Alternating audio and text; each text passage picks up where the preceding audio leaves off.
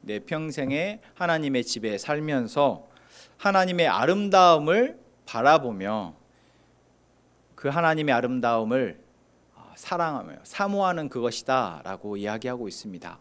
여러분, 이 시인의 고백이 오늘 우리의 고백되길 소망합니다. 그럼 나머지는 어떡하죠, 하나님?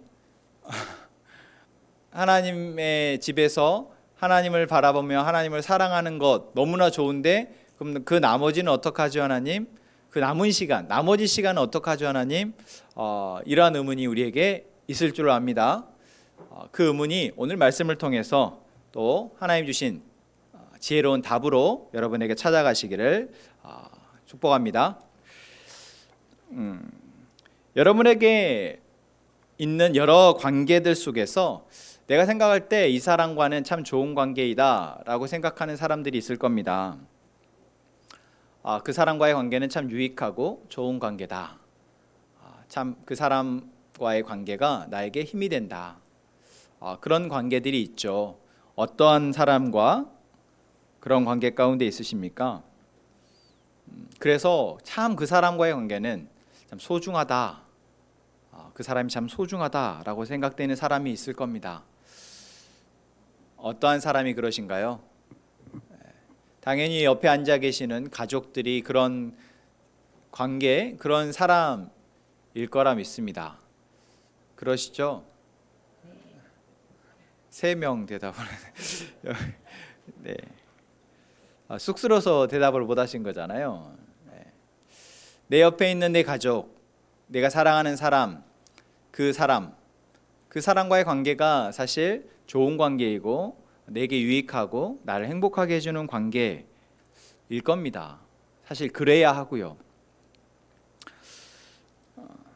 그런데 우리가 여러 사람과 사실 관계를 맺고 살아가는데 그 관계의 어떤 관계의 양은 사실 중요한 것 같지만 중요하지 않습니다. 우리가 많은 사람과 관계를 맺는 것보다 더 중요한 것은 내게 유익한 관계를 가지고 있느냐이죠.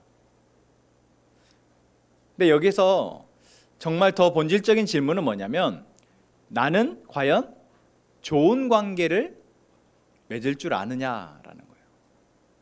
내게 유익한 관계를 나는 알고 있느냐라는 겁니다.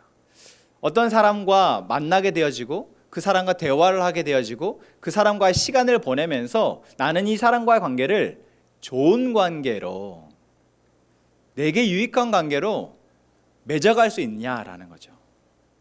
더 솔직히 이야기하자면 우리는 다른 사람과 좋은 관계를 맺을 줄 아냐, 서로에게 유익한 관계를 맺을 줄 아냐, 이 질문이 오늘 말씀이 우리에게 주는 질문입니다. 여러분 어떠세요? 여러분은 좋은 관계에 있는 사람, 유익한 관계, 행복한 관계에 있는 사람, 그 사람을 떠올리라고 했을 때 떠올려지시는 사람이 있었습니까? 무엇 때문에 그 사람과 내가 좋은 관계라고 생각하셨어요?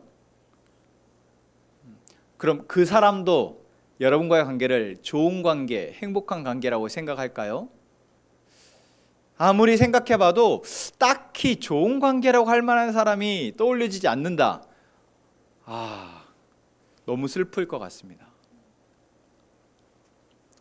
그런 사람이 없어서라기보다는 그러한 생각을 안 해봤고, 사실 사람과의 여러 관계를 내가 이렇게 돌아보지 못한 채 그냥 살아가고 있어서 아마 이러한 질문에 쉽게 답을 하기 어려운 사람 또한 있을 겁니다. 여러분, 어떤 관계가 좋은 관계일까요? 어떠한 관계가 우리에게 유익한 관계일까요? 어떠한 관계가 우리를 서로 행복하게 살아갈 수 있도록 만드는 관계일까요?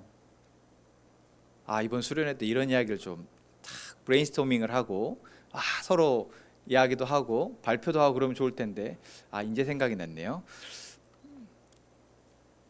좋은 관계라 함은 딱 떠올려지는 게 있습니다. 뭐가 있을까요? 오래가는 관계가 일단은 좋은 관계겠죠. 좋지 않은 관계는 오래 갈 수 없어요. 그렇죠? 그냥 피상적인 관계, 그걸 사실 관계라고 할 수 있을까요? 뭔가 그 사람과 내가 좋은 걸 주고받고 있다면 뭐가 돼요? 오래 갑니다. 단순히 오래만 간다고 해서 그것이 좋은 관계는 아니겠죠. 또 그 관계 안에 무엇이 있을 때 우리가 좋은 관계라고 할 수 있을까요? 저를 적을 준비만 하고 계시는데 여러분 생각을 해보시라고요. 여러분의 눈이 너무 초롱초롱하게 저를 바라보고 계시니까 제가 마치 무슨 이렇게 일타 강사 같은 기분이어서 좋긴 한데 여러분 생각해 보시라고요. 어떠한 관계를 우리가 좋은 관계라고 할 수 있을까요?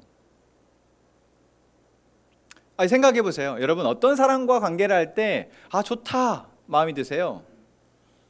좋은 거 주고받는 관계. 그것도 맞죠. 서로에게 유익이 되는 것을 주고받을 수 있는 관계. 일방적으로 사실 주기만 하는 것, 또 일방적으로 받기만 하는 관계는 어때요? 좋은 관계라고 하기는 좀 그렇죠. 그래서 서로 좋은 것들을 주고받는 관계, 그런 관계가 좋은 관계가 아닐까요? 또 어떤 관계가 우리가 좋은 관계라고 여러분 생각하십니까? 어떤 사람과 함께 있는 게 좋고 또 함께 있고 싶고 그러신가요? 말이 통하는 사람, 서로 대화가 잘 되어지는 사람, 좋은 관계이죠. 대화가 된다는 건 뭐가 된다는 거예요? 소통이 된다라는 거죠. 소통이 잘 되는 데 있어서는 중요한 요건들이 있습니다. 이거는 내용은 아니지만 이건 이야기하고 가죠. 소통이 잘 되는 데 있어서 중요한 전제가 있어요. 뭐가 있어요? 서로 이야기하는 주제가 있어야 돼요. 그러니까 관심사가 비슷하면 사실 막 이야기가 됩니다. 제가 자전거를 한참 탈 때는 사람들과 만나면 자전거 이야기만 들으면 귀가 쏠긋해져요. 그래서 그 사람에게 가서 자전거 막 이야기를 해요. 요즘 우리 아들이 그러고 있더라고요. 근데 저는 요즘 자전거에 관심이 없어서 아들하고 자전거 대화를 안 해요. 서로 대화가 주고받아진다는 것은 같은 공통의 관심사가 있을 때 보통 소통이 잘 되어진다고 느끼죠.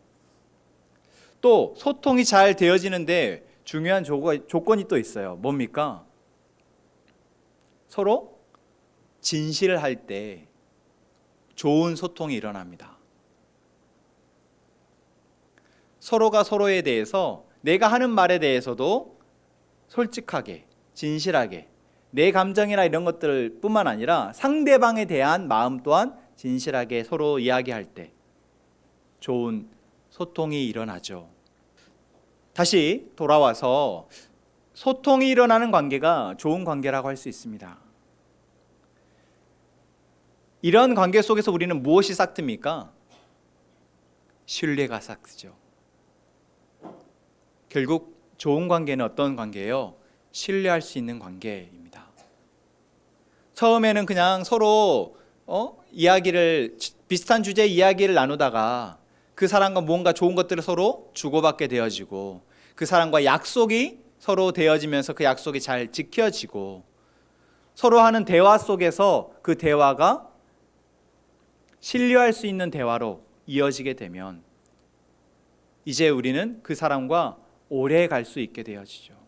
좋은 것들을 주고받으면서 오래가는 그런 좋은 관계로 나아가게 됩니다. 여러분 그런 관계가 여러분에게는 몇 명이나 있으세요? 부모 자식 관계 좋은 관계입니까? 얼굴들 표정이 안 좋으신데 제가 어려운 거 물은 거 아닌데 여러분의 부모님과 여러분의 자녀들과 좋은 관계 가운데 있으신가요? 3명.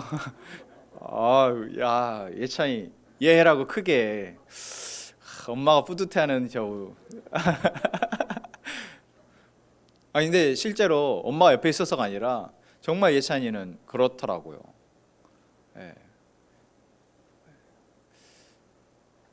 부모와 자녀가 일방적으로 사실 부모가 사랑을 주는 것 같지만 부모의 사랑을 어느 순간 받다가 다시 자녀가 그 부모와 사랑을 주고받는 소통의 관계, 서로에게 솔직하고 진실하게 이제 대화를 나누고 고민을 나누고 그리고 서로에게 유익한 것들을 사랑하는 마음으로 나누는 관계가 되어지면 부모 자녀 관계가 좋은 관계가 되어지고, 그것은 나이가 지나고 시대가 지나고 상황이 바뀌어져도 오래 좋은 관계로 유지되는 관계로 가겠죠.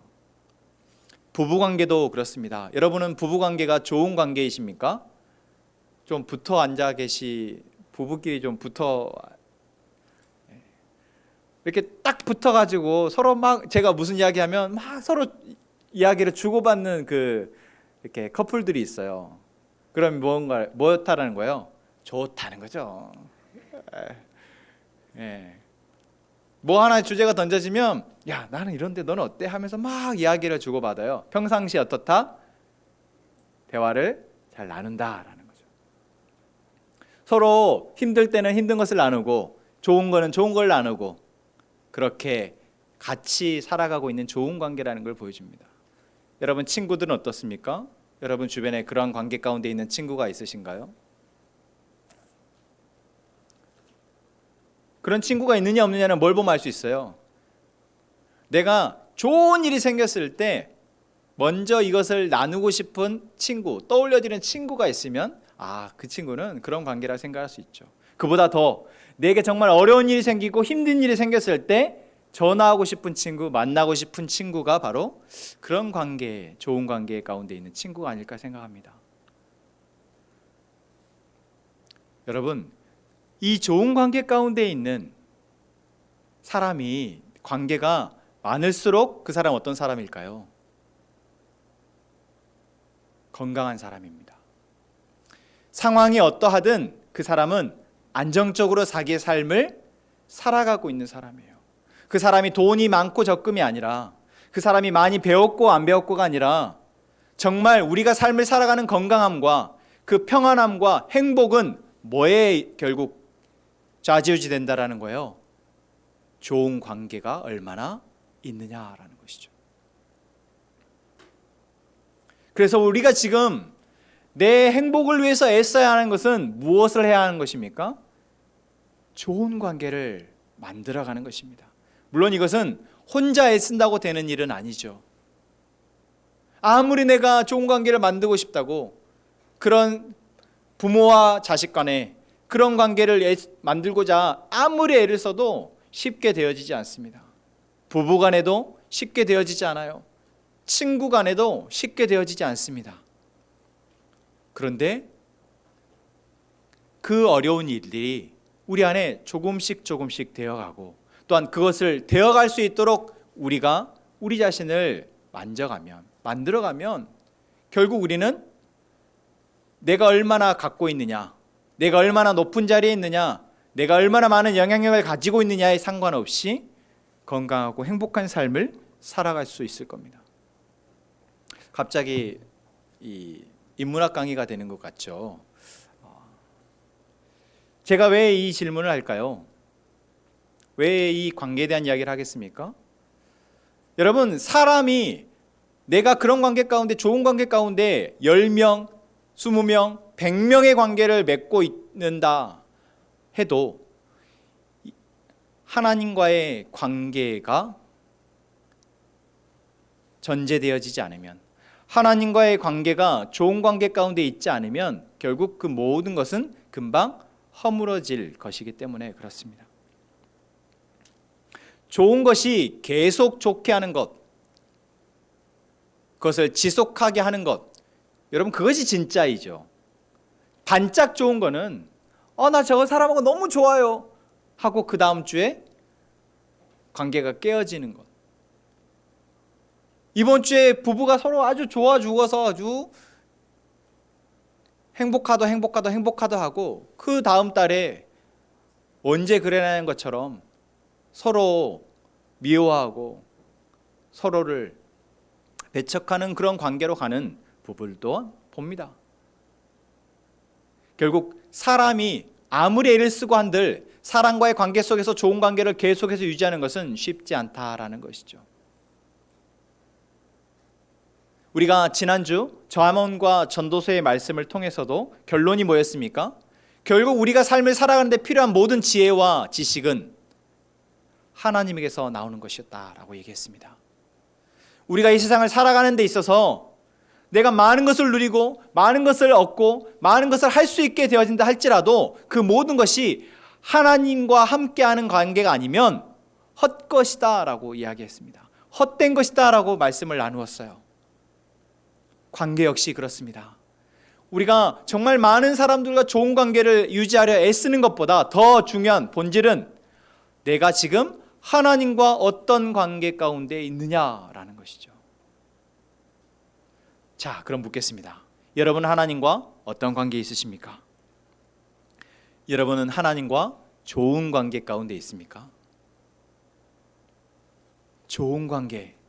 아까 좋은 관계에 대해서 우리가 몇 가지를 얘기했어요. 어떤 거였습니까? 하나님과 내가 처음 만나게 되어지고 하나님을 믿게 되는 그때부터 지금까지 여러분은 계속 그 하나님과 관계를 맺는 지속적인 관계 가운데 계십니까? 물론 지금 이 자리에 예배하러 나왔다라는 것은 그러한 관계 가운데 있음을 보여주는 것이죠. 또한 여러분은 하나님과 좋은 것을 주고받는 관계 가운데 계십니까? 하나님이 여러분에게 무언가를 주고 계시고 그것을 내가 알고 듣고 받고 있고 내가 하나님에게 내가 할 수 있는 내게 가장 좋은 것으로 하나님에게 올려드리는 그러한 주고받음의 관계 가운데 계십니까? 하나님이 내게 말씀하시는 것을 정말 내가 사랑하는 말씀으로 그 하나님의 진심을 내가 그대로 알고 그것을 수용하고 또한 내가 하나님 앞에 정직하게 나의 바램과 나의 죄와 나의 연약한 어리석음을 아뢰는 그러한 진실한 관계 가운데 계십니까? 만약 여러분이 그런 관계 가운데 가고 있다면 우리는 하나님을 신뢰하는 사람입니다. 그리고 이러한 것을 하나님과 친밀한 관계 가운데 있다라고 이야기하죠. 오늘 시편 27편 4절이 말하는 것은 바로 그 관계를 이야기하는 것입니다. 다시 한번 오늘 본문의 말씀을 읽어보겠습니다. 시편 27편 4절입니다. 내가 여호와께 바라는 한 가지 일 그것을 구하리니 곧 내가 내 평생에 여호와의 집에 살면서 여호와의 아름다움을 바라보며 그의 성전에서 사모하는 그것이라. 아멘. 이 시편의 시인은 하나님과 그런 관계 가운데 머물면서 그 관계의 유익을 알기에 이렇게 고백할 수 있는 거예요. 하나님, 제가 하나님과 지금 너무 좋아요. 정말 하나님밖에 없어요. 하나님만 있으면 다른 거는 다 괜찮아요. 그러한 마음을 이 시에 담은 것이죠. 여러분, 오늘 우리가 드리는 예배가 그러한 마음을 고백하는 예배가 된다면 지금 우리는 이 시편의 시인과 같은 하나님과 친밀한 관계 가운데 있는 것일 겁니다. 만약 이 시의 고백이 나에게 조금 부담스럽고 조금 이 말의 의미를 내가 어렵게 느껴지고 그럴 수 있을까? 과연 그럴 필요가 있을까? 라는 마음이 든다면 나는 지금 하나님과 친밀한 관계라고 할 수 없는 것이겠죠. 여러분 그렇잖아요.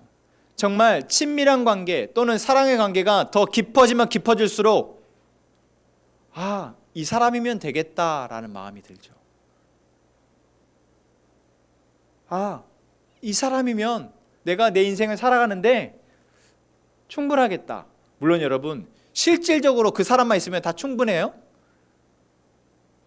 이 사람만 있으면 충분하겠다라는 마음이 있어도 실질적으로 그 사람이 없는 시간, 그 사람이 할 수 없는 일들이 여러 가지가 있기 때문에 딱 T의 사고로 하자면 그게 말이 되냐? 라고 하겠지만 그 순간에 그 사람과 앞에서 내가 나누는 그러한 대화가 뭐예요? 진실하다라는 거죠. 나는 정말 당신만 있으면 됩니다. 내가 정말 한 가지 바라는 것이 있다면 그것은 내가 당신과 함께하는 것입니다. 여러분, 이것이 그냥 허상입니까? 그냥 헛된 감정인가요? 아니죠. 그러한 마음을 갖고 있는 사람이 그러한 마음 때문에 결국 자기에게 주어진 삶을 살아갈 때 얻게 되어지는 부수적 효과, 그 힘, 그것이 있습니다. 사람과 사람 간의 관계도 그러한데요. 부부가 서로 정말 애틋하게 서로를 사랑하고 신뢰하고 아껴주는 관계가 되어지면 밖에 나가서 직장 생활을 하고 밖에 나가서 내가 어려운 상황들을 맞닥뜨릴 때 그것들을 감당하는 힘이 있잖아요. 하물며 사람과 사람 간의 관계도 그러할진데 하나님과 우리의 관계가 이러한 사랑의 관계, 이러한 친밀한 관계 가운데 있다면 여러분,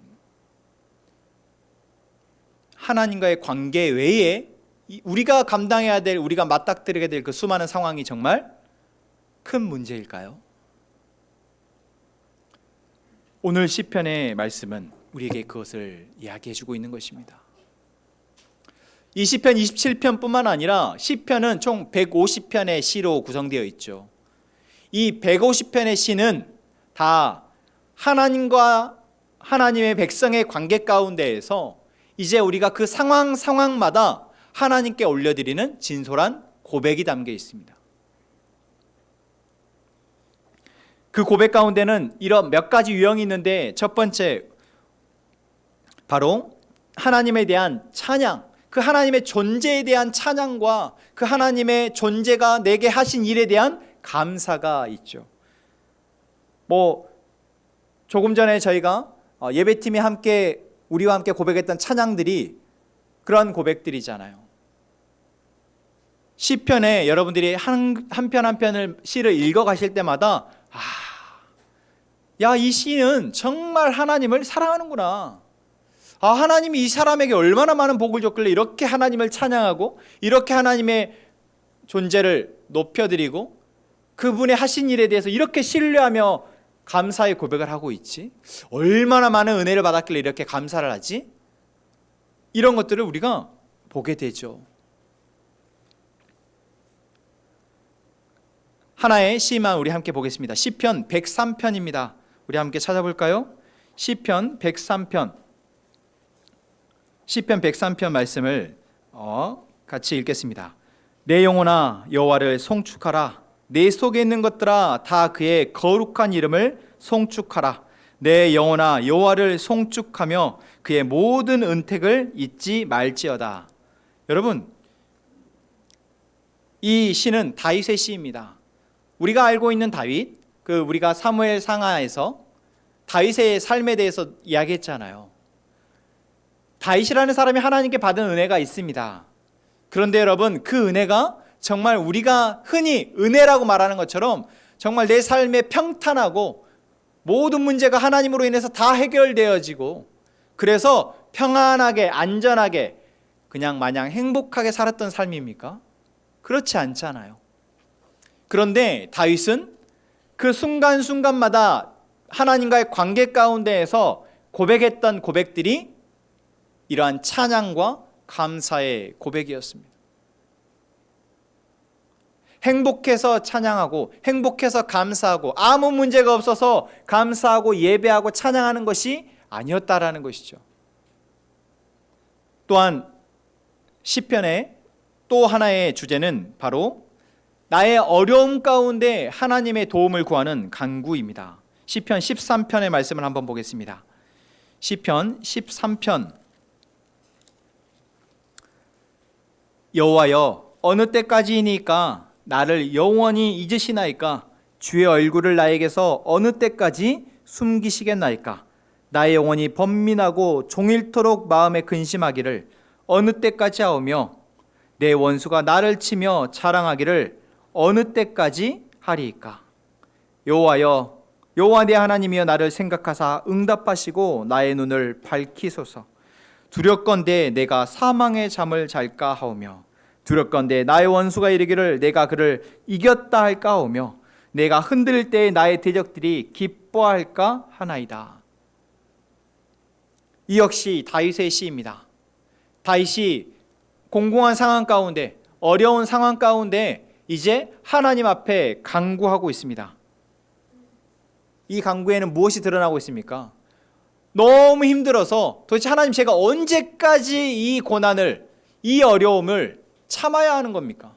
하나님, 언제 이 문제를 해결해 주시겠습니까? 라는 간구가, 간절한 기도가 담겨 있습니다.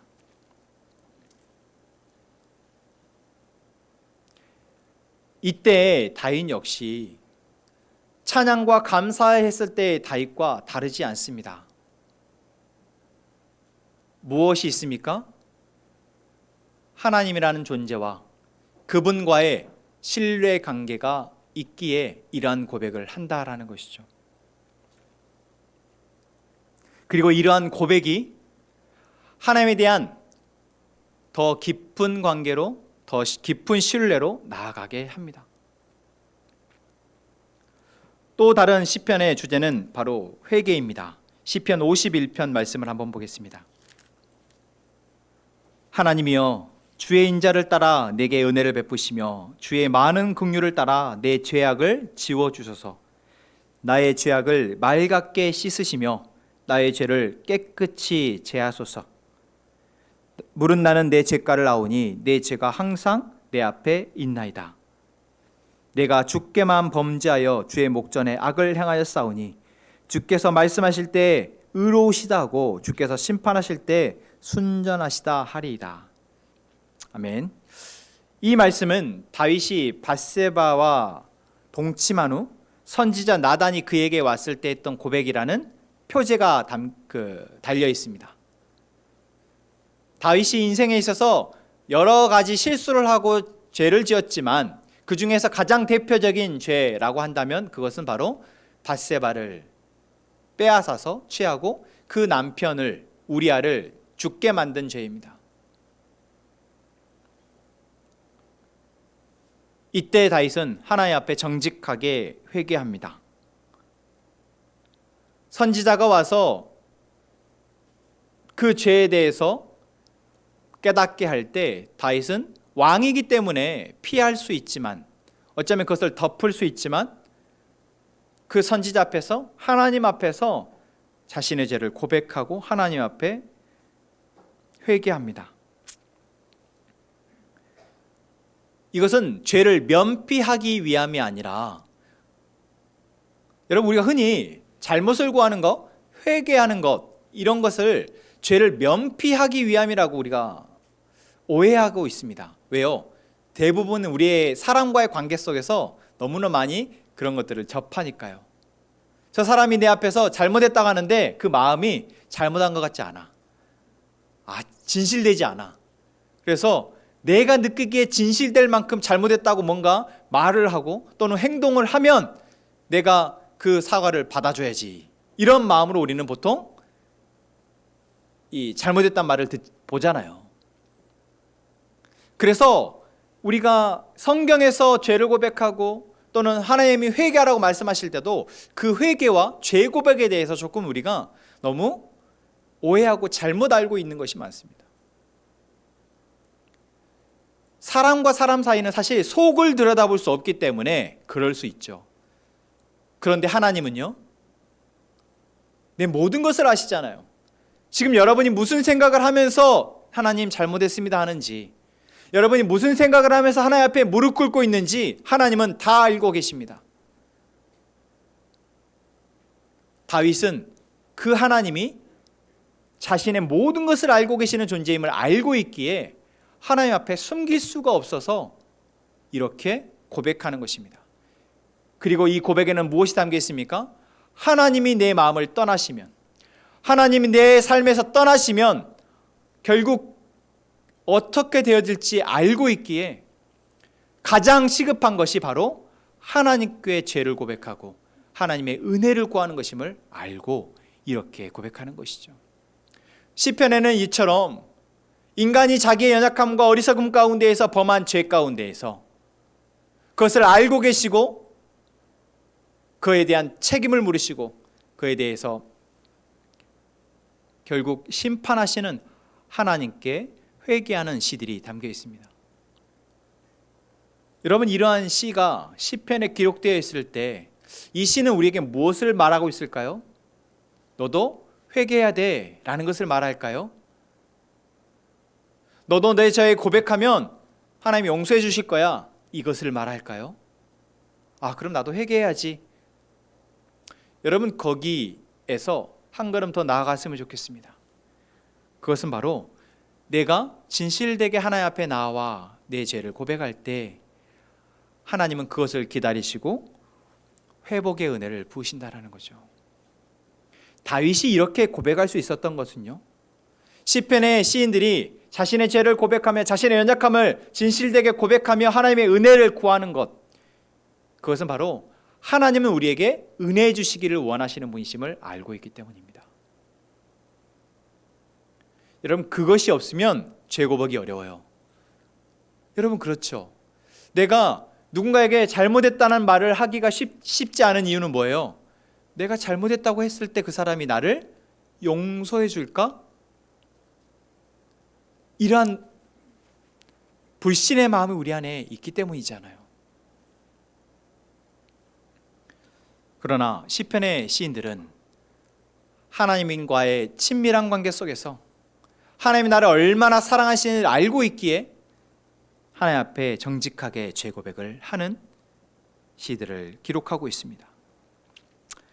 마지막 네 번째는 시편의 주제 가운데에서 사실 이 시가 정말 많이 있어요. 그 시는 바로 하나님과 더 친밀해지기를 갈망하는 시들입니다. 시편 42편의 말씀을 한번 보시죠. 시편 42편. 하나님이여, 사슴이 시냇물을 찾기에 갈급함 같이 내 영혼이 주를 찾기에 갈급하나이다.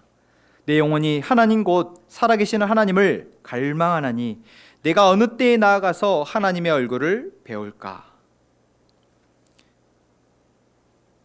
사슴이 시냇물을 찾는 것, 이것은 생존을 위해서, 생명을 위해서입니다. 이것과 같이 지금 내가 하나님과의 깊은 관계, 하나님과의 친밀함의 관계, 하나님과의 사랑의 관계가 있지 않으면 저는 죽습니다라는 마음, 하나님, 내가 이 하나님과의 친밀함이 더 깊어지기를 원합니다라는 그러한 갈망이 시에 드러나고 있는 것이죠. 그렇습니다. 여러분, 우리가 하나님의 백성으로 살아가면서 하나님이 나를 사랑하시는구나, 하나님 나를 구원하셨구나, 이제 감사하다, 그 감사와 기쁨에 대해서 우리가 찬양하고, 하나님 내게 은혜를 주시기를 원합니다, 하나님 나를 도와주십시오, 내 문제를 해결하시라고 기도하고, 그러한 또 은혜를 내가 감사하고, 그렇게 살아가는 것도 하나님의 백성의 삶입니다. 어쩌면 대부분은 우리가 이렇게 신앙생활하며 살아가는 것 같습니다.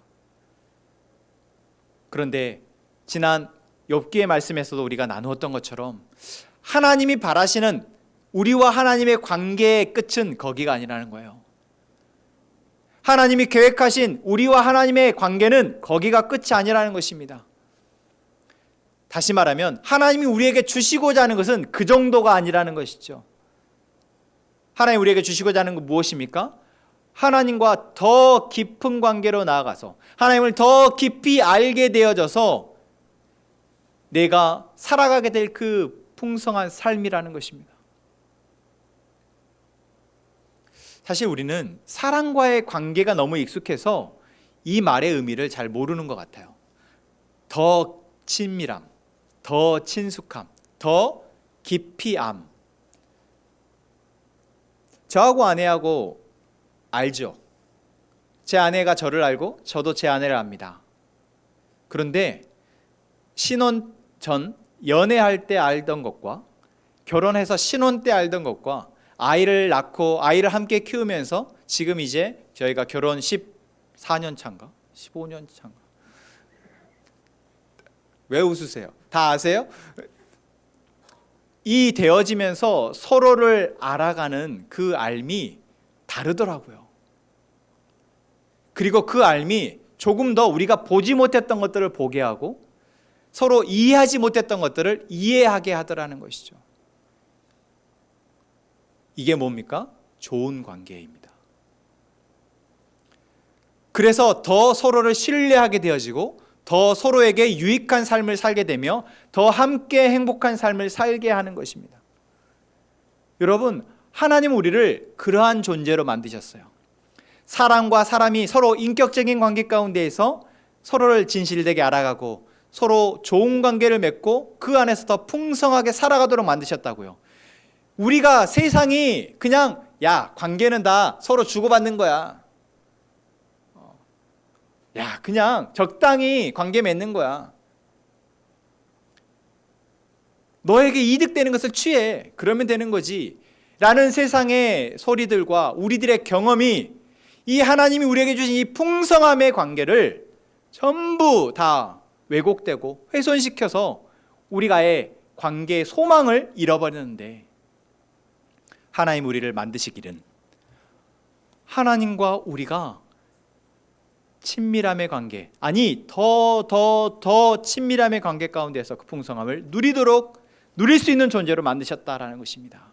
그리고 사람과 사람 사이의 관계 속에서도 이제 더 서로를 알고 이해하고 더 신뢰하고 사랑할 수 있는 그러한 관계로 나아갈 수 있도록, 그런 관계를 맺고 서로를 사랑할 수 있도록 만드셨다라는 거예요. 그래서 성경이 우리가 말하는 절대적 두 가지 명령은 무엇입니까? 하나님을 사랑하고 내 이웃을 내 몸과 같이 사랑하라 라는 말씀입니다. 그 말을 오늘 본문의 말씀 주제와 연결해서 다시 이야기하자면, 하나님과의 친밀한 관계 가운데 나아가라 라는 말씀이고, 사람과 사람 관계 가운데서 더 친밀한 관계가로 나아가라 라는 말씀입니다. 그게 바로 뭐라고요? 하나님이 이 세상을 만드셨을 때 우리에게 주시고자 했던 그 복을 누리는 것이다 라는 거죠. 시편은 하나님과의 그 관계 가운데에서 여러 상황을 맞닥뜨리는 사람들이 그 상황에서 진실되게 하나님 앞에 고백한 고백의 일기입니다. 그러한 고백의 시이고 그러한 고백문입니다. 그래서 우리가 시편을 읽을 때 우리는 무엇을 보게 돼요? 내 마음에 뭔가 찌릿찌릿 연결되는 것들을 느끼게 돼요. 왜요? 그러한 비슷한 상황 가운데 내가 있으니, 그러한 상황 가운데 뭔가 내 마음이 이 시인이 하나님을 향해서 고백했던 것처럼 나도 하나님을 향해서 이러한 고백으로 나아갈 수 있도록 하나님이 우리에게 이 시를 은혜로 보게 하시는 것이죠. 그래서 여러분, 시편을 많이 보시길 바랍니다. 시편을 많이 읽으시고 시편을 통해서 여러분, 시인이 이렇게 시로 고백하며 기도하는 것처럼 우리 역시 이 시를 통해서 기도할 수 있는 것이죠. 그래서 기독교 역사 가운데에서 정말 많은 기도의 훈련 가운데 시편이 사용됩니다. 그래서 시편 기도라는 기도 방법도 있어요. 따로 기도문을 우리가 적지 않고 시편을 계속해서 되뇌이는 것으로 기도를 올려드리는 거죠. 그리고 이러한 시편을 읽다 보면 우리는 무엇을 발견하게 됩니까? 바로 우리 모두 완벽하고 완전하지 않구나. 다윗이라 할지라도 이러한 어려움과 이러한 정말 불안한 마음을 가지고 삶을 살아가며 결국 하나님을 찾을 수밖에 없었구나. 우리도 그렇구나. 나도 그렇구나. 우리가 내가 잘났고 내가 할 수 있다라고 생각할 때, 여러분, 그때가 가장 위기인 거 아시죠? 가장 위험한 순간입니다. 어린아이들은 잘 몰라요. 내가 할 수 있으면 된 거지. 내가 할 수 있다 생각하는 것이 좋은 거지. 물론 아이들에게는 그래, 너 할 수 있어. 너 할 수 있어. 힘을 내. 라고 우리가 격려하고 하는 것이 맞습니다. 하지만 그 시기를 지나 이제 내가 내 삶을 꾸려야 되는 어른의 시기, 성인의 시기가 되면 어떻습니까? 겸손해야 하죠. 내가 알고 있는 것이 전부가 아니며 내가 할 수 있다고 생각하는 것이 교만이고 오만이라는 것. 사람과의 관계 속에서도 그러할진데 하나님과의 관계 속에서 어찌 우리가 그것을 주장할 수 있겠습니까? 그래서 시편은 우리에게 우리들의 삶이 완벽할 수 없음을, 완전할 수 없음을 보게 합니다. 우리는 고난을 받고 때로는 실패하고 또한 죄 가운데 넘어지는 존재임을 발견하게 합니다. 그렇기에 우리가 하나님을 붙들 수밖에 없음을, 하나님과의 그 친밀한 관계가 내게 정말 중요함을 깨닫게 합니다. 이것이 하나님이 하나님의 백성에게 주시는 진짜 은혜이며 힘입니다. 다른 게 아니에요. 하나님의 백성에게 주시는 힘은 슈퍼 파워 해가지고 내가 기도하면 뭔가 빵 하고 불이 내려가지고 악당들을 다 물리치고, 슈퍼 파워 해가지고 내가 기도를 하면, 하나님의 이름으로 기도를 하면 막 없던 것이 생겨나고 있던 것이 사라지고, 이것이 하나님의 백성의 힘이 아니라 하나님의 백성의 힘은 우리를 온전히 발견하게 하고 우리의 세상을 바로 보게 하며 그 가운데 하나님의 계획하심을 보고 이제 그것을 신뢰하며 하나님을 붙들게 되는 것임을 믿습니다. 이러한 고백이 시편에 나온 시인의 고백만이 아니라 우리의 고백이 되기를 원합니다. 지금 우리가 하나님 주시는 복을 온전히 누리지고 있지 못하면 바로 이러한 하나님과의 관계가 우리 안에 지금 문제가 있다라는 것이죠. 사람과 사람 사이의 관계도 이거 좀 문제가 있는데 라고 느낌이 올 때가 있죠. 언제 그렇습니까? 나를 바라보는 그 사람의 표정이 이상해. 말투가 이상해. 평상시에 쓰는 말투가 아니에요. 감정이 달라. 감정의 색깔이 분명히 핑크했다가 어느 순간 갑자기 차갑디 차가운 짙은 파랑, 아니 검정으로 갔음을 확 느껴질 때 관계에 문제가 있음을 우리는 인지하죠. 여러분, 우리가 하나님의 복을 누리지 못하고 있다면 그것은 무엇입니까? 하나님과 우리의 관계에 문제가 있음을 말하는 것입니다. 문제가 있기 때문에 우리가 복을 누리지 못하는 것이죠. 하나님의 말씀하시는 것을 우리가 제대로 듣지 못하고 있으며, 하나님의 말씀을 오해하여서 듣고 있으며, 하나님 내게 말씀하신 걸 아예 들리지조차 않고 있을 때 우리는 하나님의 복을 누릴 수 없습니다. 또한 우리가 여러 가지 상황을 맞닥뜨리게 되는데, 기쁠 때도 있고 슬플 때도 있고 힘들고 어려울 때도 있고 정말 죽고 싶을 만큼 외롭고 절망적인 상황 가운데 있을 때 하나님이 바라봐지지 않는다면 여러분, 우리가 어떻게 하나님의 복을 누릴 수 있겠습니까? 내가 힘들 때, 내가 기쁠 때 가장 먼저 생각나는 사람이 여러분 하나님이 되어질 때, 그리고 그 하나님 앞에 나와 기도하게 되어질 때 우리는 하나님이 우리에게 주시우는 그 관계의 축복을 누리게 될 줄로 믿습니다. 여러분, 그래서 우리는 날마다 우리의 상황이 어떠하든지 그 상황 가운데 우리의 시편을 썼으면 좋겠어요. 우리의 기도와 우리의 간구와 우리의 감사와 우리의 회개와 우리의 찬양이 담긴 우리의 기도문을 써서 시편 151편이 2편이 153편이 아니 235편이 우리의 시로, 우리의 고백으로, 우리의 기도로 채워지기를 원합니다. 하나님은 변함없이 우리와 함께 하시고 변함없이 우리를 사랑하시며 지켜보고 계십니다. 이제 그 하나님의 사랑이, 그 은혜가 우리에게 온전히 누려지도록 이제 우리가 하나님의 백성으로서, 하나님의 사랑받는 자녀로서 마땅히 정직하고 진실되게 반응하여 그 은혜를 누리기를 소망합니다. 오늘 말씀을 다시 한번 돌아봅시다. 하나님, 내가 바라는 것이 참 많았습니다.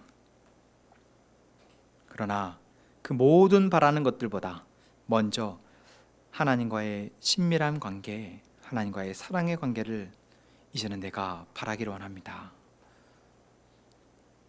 정말 그 관계 속에서 주시는 은혜를 먼저 내가 구합니다.